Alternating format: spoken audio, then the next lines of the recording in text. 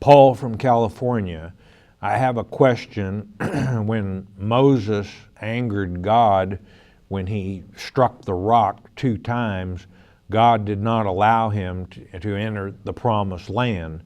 Does this mean that he didn't go to heaven, or is not on the right side, or is he not on the right side of the gulf? Well, and this is all referring to Numbers chapter 20, for those of you who aren't familiar with it. And it's an important lesson there to the elect today.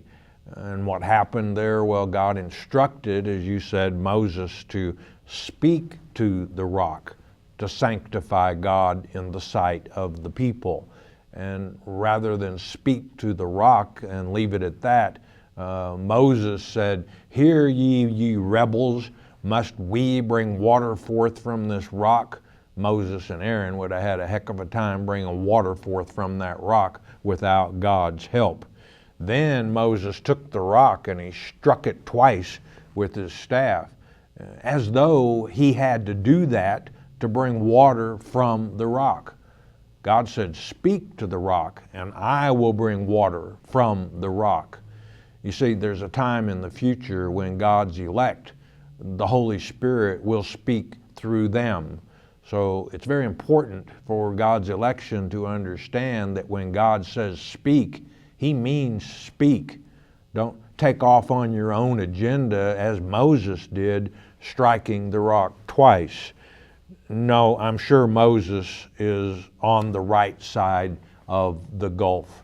You see, Moses was a very, very special man to God. God didn't even let man bury Moses, for goodness sake. He said, "I'll take him." And I think that, it states in the Deuteronomy, toward the end of Deuteronomy, that Moses died.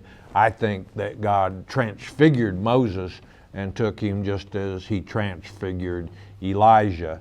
My point that I base that on, well, who in Matthew chapter 17 at the Mount of Transfiguration, when Christ himself transfigured, who was there? Who did the disciples see and witness?